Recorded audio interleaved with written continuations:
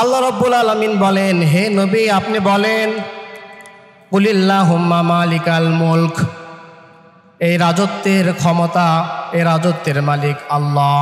কে রাজত্বের মালিক? কে? তিনি যাকে ইচ্ছা রাজত্ব আর ক্ষমতা দান করেন, পাওয়ার দান করেন, আবার যাকে ইচ্ছা তার কাছ থেকে ক্ষমতা রাজত্ব ছিনিয়ে নেন।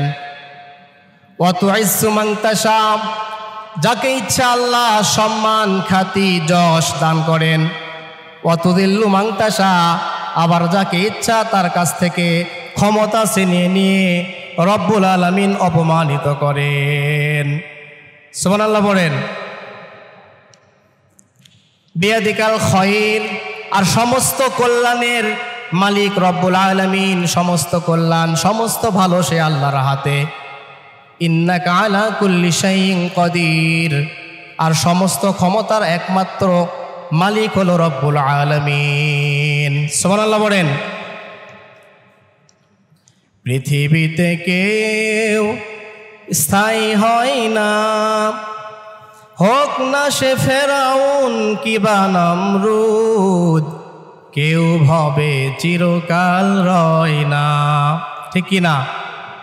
কেউ ভবে চিরকাল রয় না, পৃথিবীতে কেউ স্থায়ী হয় না।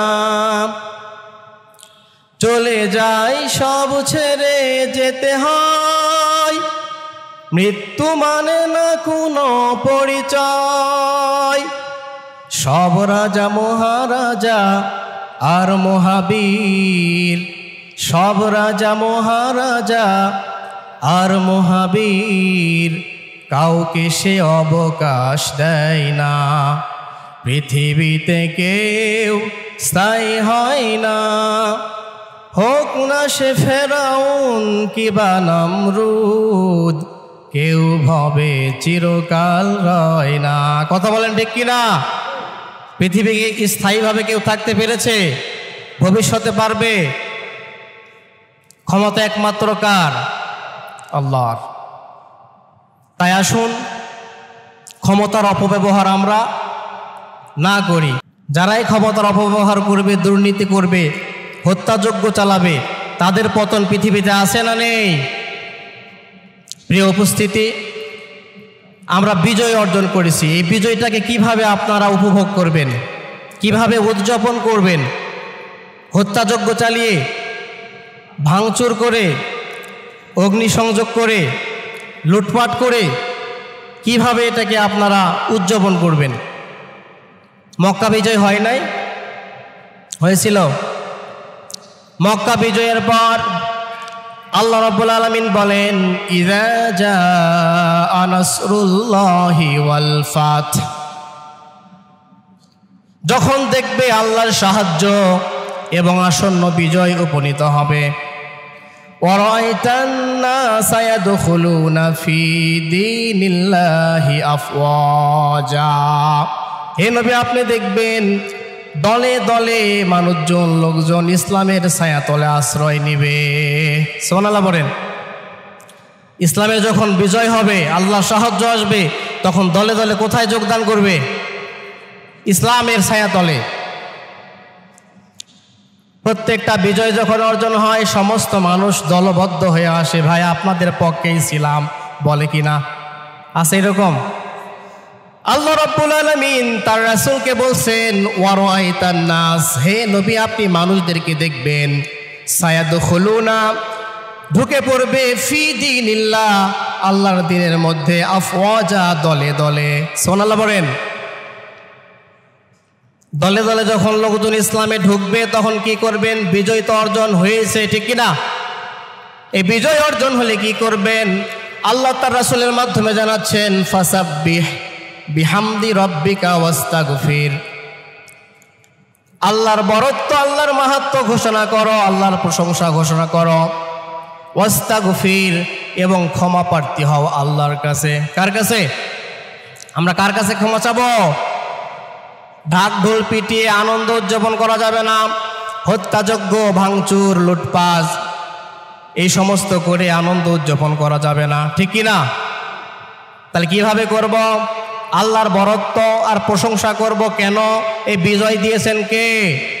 মানুষের কোনো ক্ষমতা ছিল? ক্ষমতা কার? সমস্ত হত্যাযজ্ঞ, মারপিট, লুটপাট, ভাঙচুর, অগ্নিসংযোগ বন্ধ করে ফাসাব্বিহ বিহামদি রব্বিকা ওয়াস্তাগফির, আমরা আল্লাহর প্রশংসার মাহাত্ম্য ঘোষণা করব আর ক্ষমা চাইব কার কাছে? কার কাছে ক্ষমা চাইব? ইন্নাহু কানা তাওয়াবা, নিশ্চয় তিনি তওবা কবুলকারী। ঠিক কি না? তওবা কে কবুল করেন? তাহলে আমরা কার কাছে তওবা করব? এই সমস্ত কিছু বন্ধ করব ইনশাআল্লাহ। আমরা মানুষকে ইসলামের দিকে আহ্বান করব, সরলভাবে ইসলামকে উপস্থাপন করব, প্রেজেন্টেশন করব সহজভাবে। ঠিক কি না? আলোচ্য বিষয় ছিল গত জুমায়, মনে আছে? বুখারী শরীফের হাদিস 2654 নাম্বার। কত? আল্লাহর হাবিব সাল্লাল্লাহু আলাইহি ওয়াসাল্লাম সাহাবীদেরকে বলছেন, আলা উনাব্বিউকুম বিআকবারিল কাবাইর, হে সাহাবীরা, আমি কি তোমাদেরকে সবচাইতে বড় কাবিরা গুনাহ সম্পর্কে অবহিত করব না? কে বলেছেন? আল্লাহর রাসূল তার সাহাবীদেরকে বলছেন, আলা উনাব্বিউকুম বিআকবারিল কাবাইর, আমি কি বড় কবিরা গুনাহ সম্পর্কে, মারাত্মক কবিরা গুনাহ সম্পর্কে তোমাদেরকে অবহিত করব না, জানাবো না? সালাসা, 3 বার বলেছেন। কয়বার? একটা কথা যদি বারবার রিপিট করা হয়, বারবার বলা হয়, তার গুরুত্ব, তার মাহাত্ম্য, তার মর্যাদা কম না বেশি? বেশি না? সাহাবীদেরকে রাসূল বললেন যে তোমাদেরকে কি বড় কবিরা গুনাহ সম্পর্কে অবহিত করব না? সালাসা, 3 বার বললেন। ক্বালু বালা, অবশ্যই ইয়া রাসূলুল্লাহ সাল্লাল্লাহু আলাইহি ওয়াসাল্লাম। সাহাবীরা বলেন, অবশ্যই হে আল্লাহর নবী, আমাদেরকে অবহিত করুন, আমাদেরকে জানান বড় বড় কবিরা গুনাহগুলা কি। আল্লাহর হাবিব সাল্লাল্লাহু আলাইহি ওয়াসাল্লাম 1 নম্বরে বড় কবিরা গুনাহ সম্পর্কে বললেন, ক্বালা আল ইশরাকু বিল্লাহ, আল্লাহর সাথে শিরিক করা, অংশীদারি স্থাপন করা। 1 নম্বর কবিরা গুনাহ কি? বড় কবিরা গুনাহ কি? আল্লাহর সাথে অংশীদারি স্থাপন করা, শিরিক করা। ইন্নাশ শিরকা লাযুলমুন আযীম, আল্লাহ তাআলা জানান নিশ্চয় শিরিক হলো সবচাইতে বড় জুলুম। সবচাইতে কি? কার সাথে জুলুম? আল্লাহর সাথে জুলুম সবচাইতে বড় জুলুম। আল্লাহ তাআলা অন্য আয়াতে জানান, নিশ্চয় আল্লাহ যাকে ইচ্ছা শিরিক ব্যতীত আল্লাহ সমস্ত গুনাহ মাফ করে দিবেন। সুবহানাল্লাহ বলেন। শুধুমাত্র শিরিকের গুনাহ ছাড়া। কিসের গুনাহ? শিরিকের গুনাহ। এই শিরিক সম্পর্কে গত জুমায় আলোচনা করেছি, ইনশাআল্লাহ করিনি? 2 নম্বরে বড় কবিরা গুনাহ কি? ওয়াকুকুল ওয়ালিদাইন, আল্লাহর হাবিব সাল্লাল্লাহু আলাইহি সাল্লাম বলেন 1 নম্বর বড় কবিরা গুনাহ হলো আল্লাহর সাথে অংশীদারি স্থাপন করা।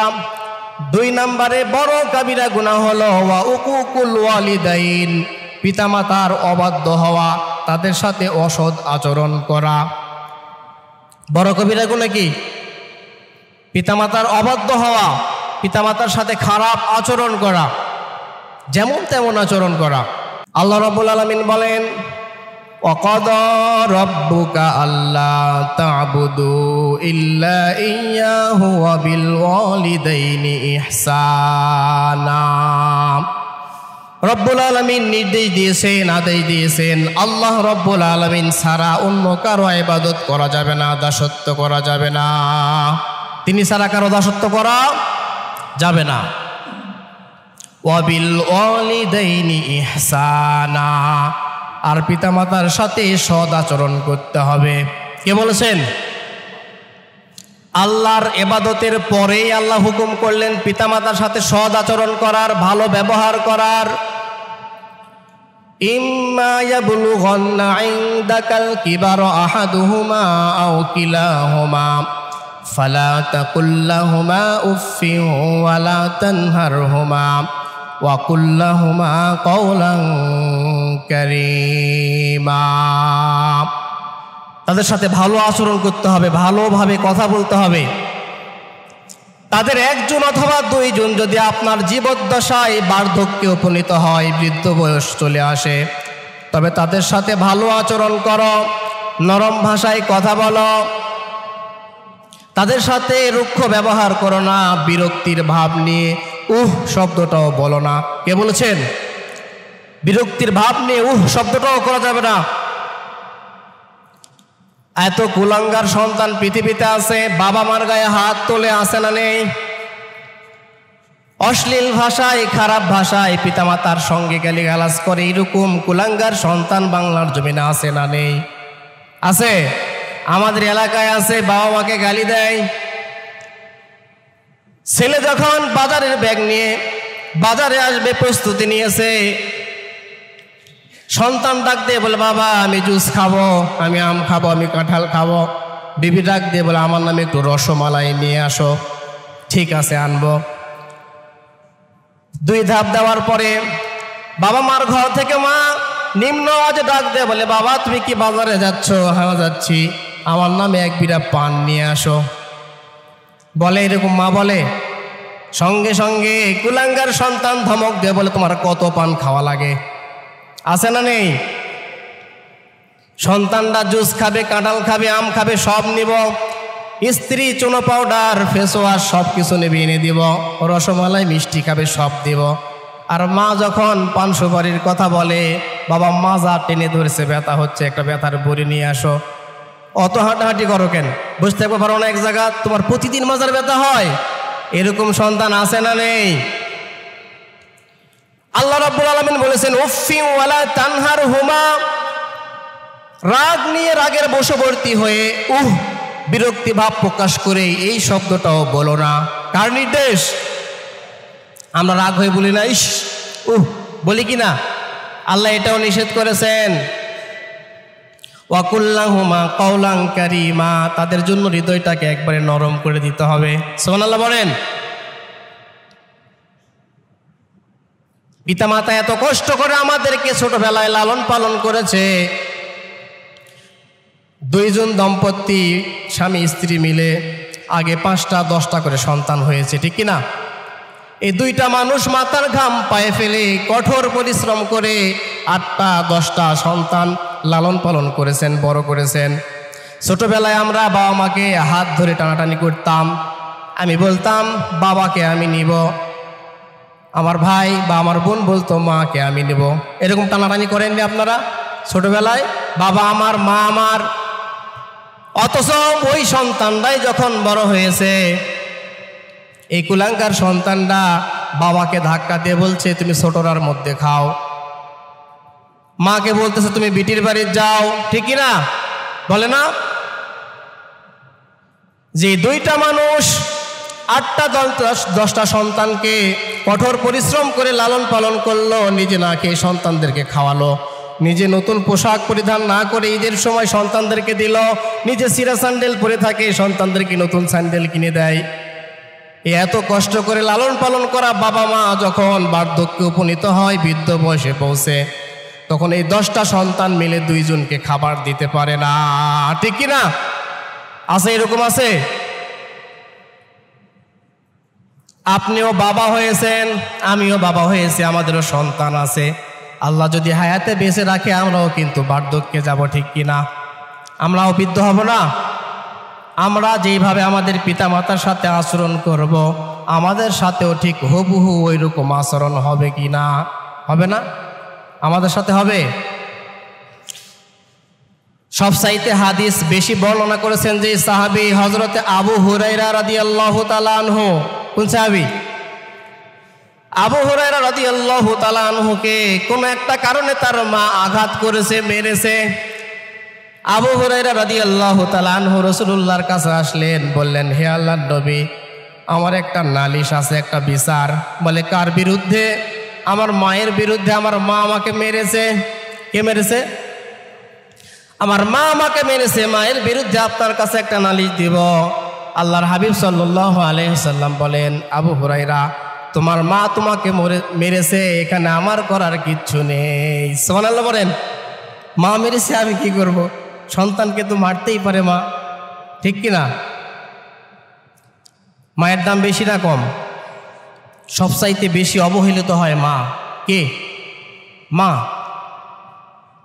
সাহাবী জিজ্ঞেস করল, ক্বালা রাজুলুন, একজন লোক জিজ্ঞেস করল, ইয়া রাসূলুল্লাহি সাল্লাল্লাহু আলাইহি ওয়াসাল্লাম, মান হুসনু বিসহাবাতি, হে আল্লাহর হাবিব সাল্লাল্লাহু আলাইহি সাল্লাম, আমার কাছ থেকে সবচাইতে ভালো ব্যবহার পাওয়ার ব্যক্তিকে, আমার কাছ থেকে ভালো ব্যবহার, ভালো সম্মান, ভালো মর্যাদা যে পাবে সে কে?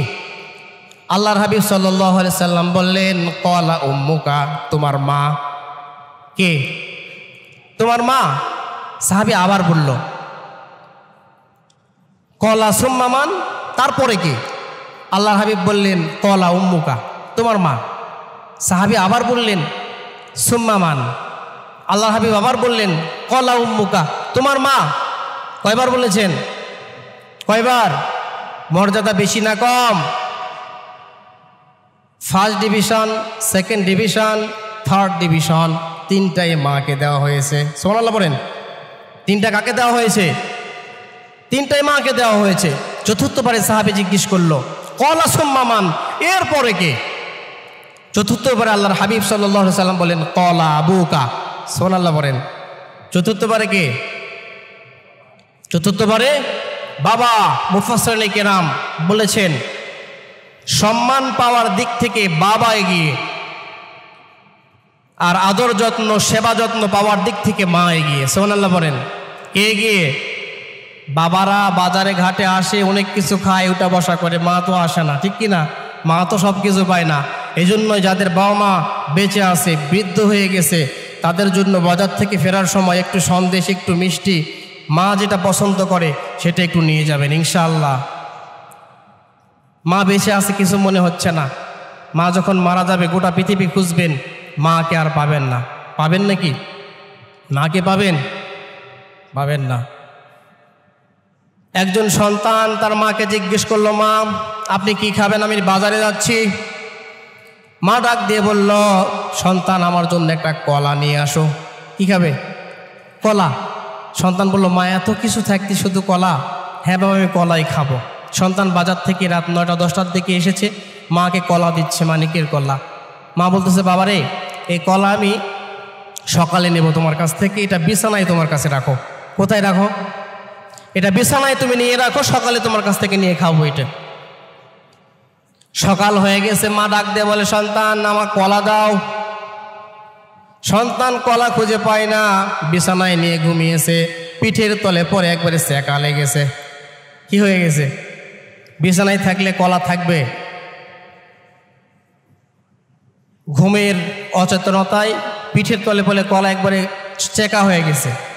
বলতেছে, মা আমার বাজার থেকে এটা দিন, কলা তো খাওয়ার যোগ্য আর নেই, কলা একবারে ভর্তা হয়ে গেছে। দুঃখী মা ডাক দিয়ে বলে, বাবারে সামান্য একটা রাত একটা মানিকের কলা সহি সালামতে তুমি রাখতে পারোনি, অথচ 9টা মাস 10টা মাস অনেক কষ্ট সহ্য করে তোমাদেরকে গর্ভে ধারণ করেছি। সুবহানাল্লাহ বলেন।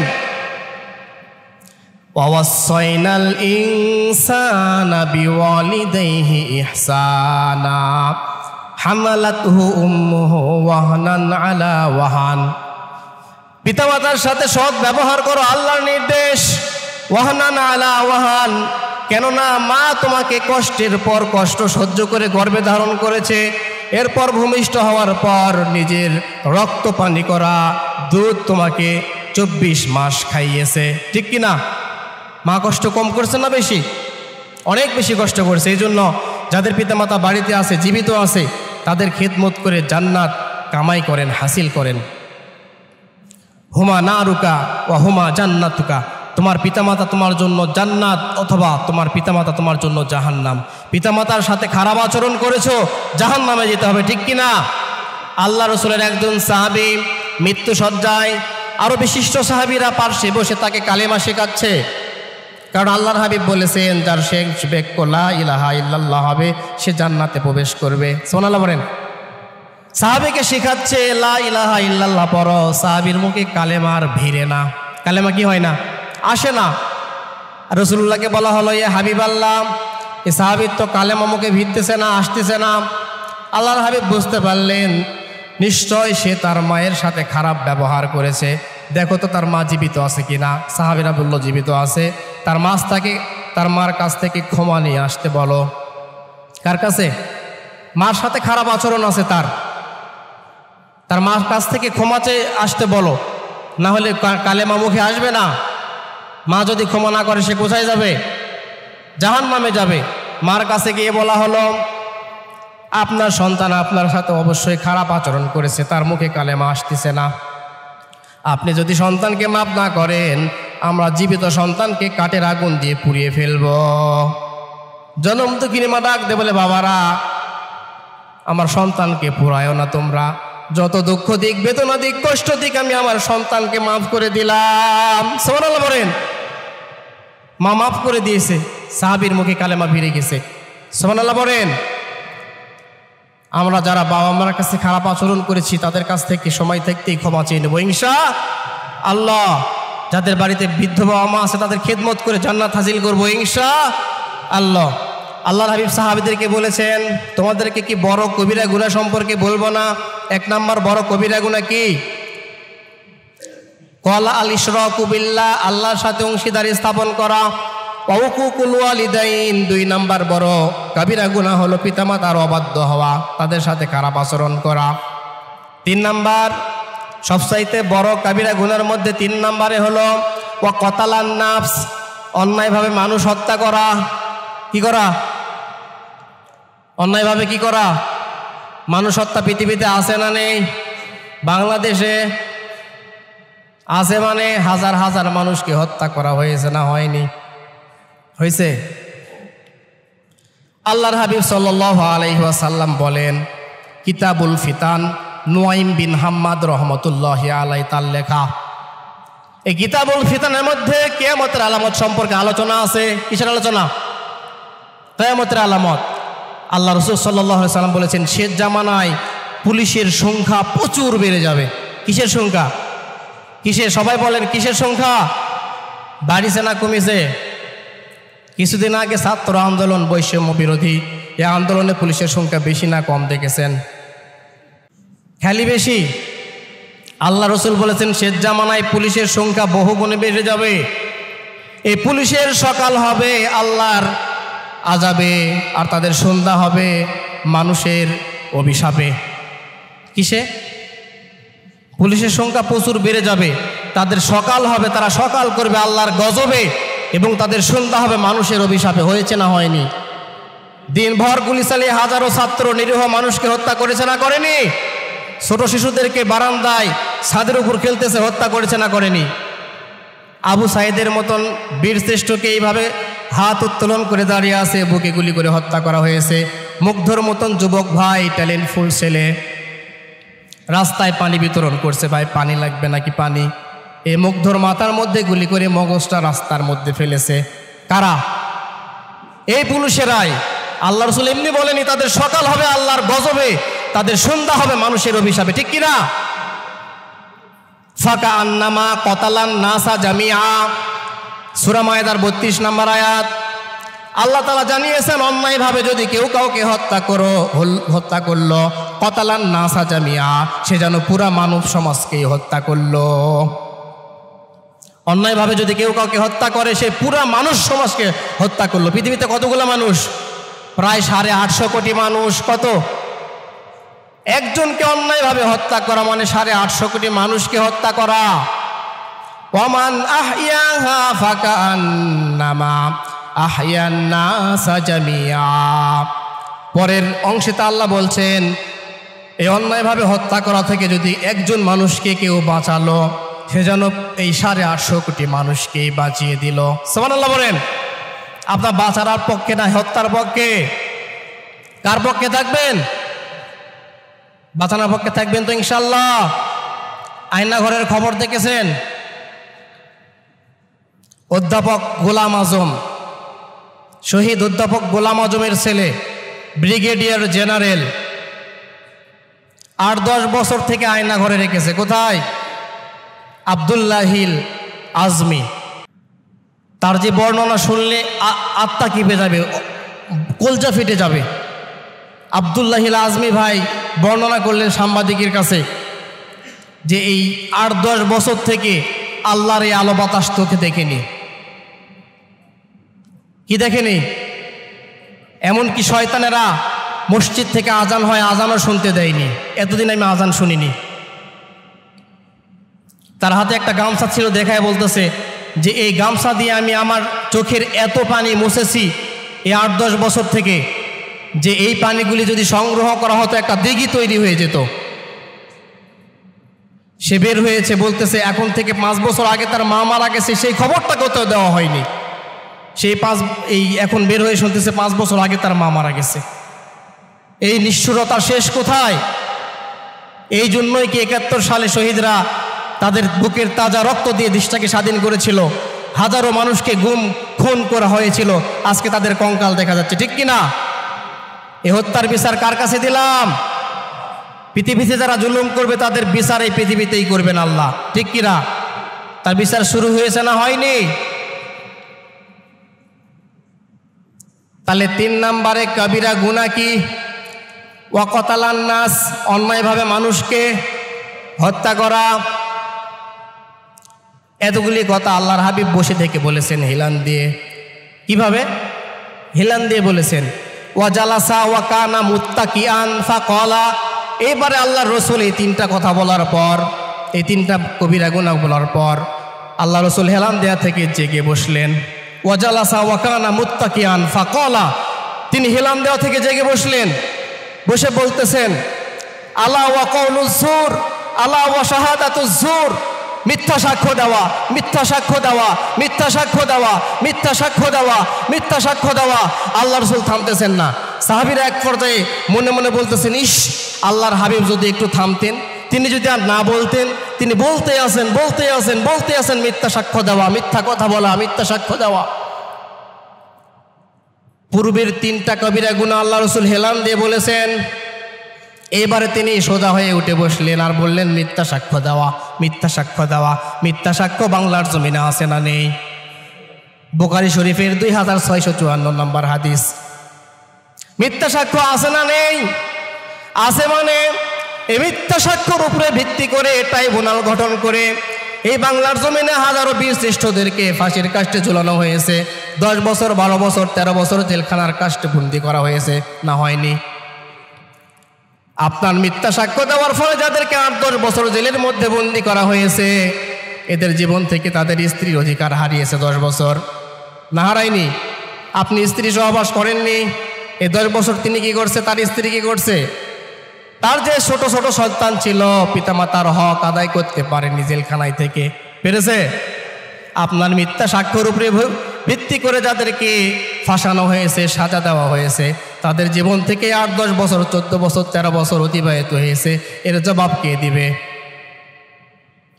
এই 8-10 বছরের জীবন কে ফিরিয়ে দিবে? আপনি দিবেন?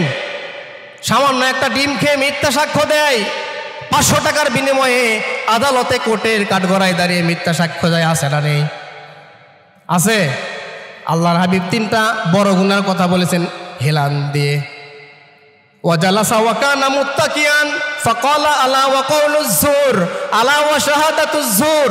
তিনি এমনভাবে বলতে আছেন আর থামেন না। তার মানে গুরুত্ব কম না বেশি?